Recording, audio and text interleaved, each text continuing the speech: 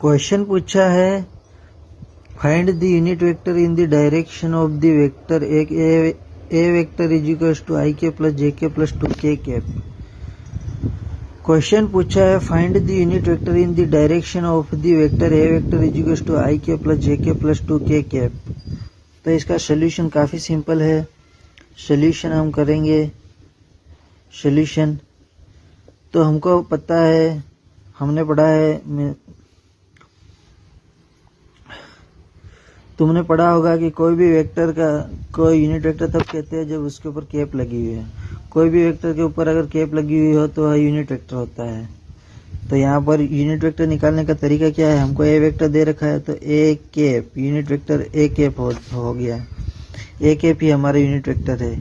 A cap is equals to vector upon its magnitude. तो A cap कैसे निकलेगा, vector ऊपर दे रखा है तो वेक्टर है आई के प्लस जे के plus 2k cap upon vector का मैग्नीट्यूड है √6। तो यही हमारा क्या है, यूनिट वेक्टर है। यूनिट वेक्टर ए कैप ही हमारा यूनिट वेक्टर है। मैं रिपीट करता हूँ कैसे करिए, मैंने वो क्वेश्चन का सॉल्यूशन करवाया है वह मैं समझाता हूँ।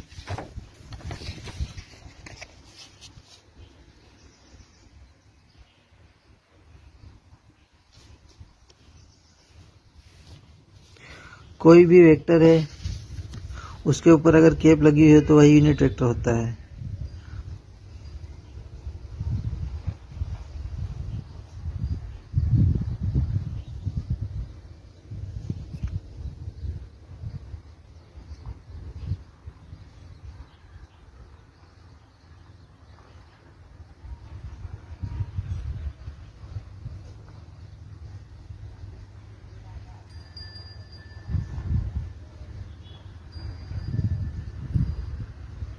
कोई वेक्टर के ऊपर अगर कैप लगी हुई हो तो वह यूनिट वेक्टर होता है।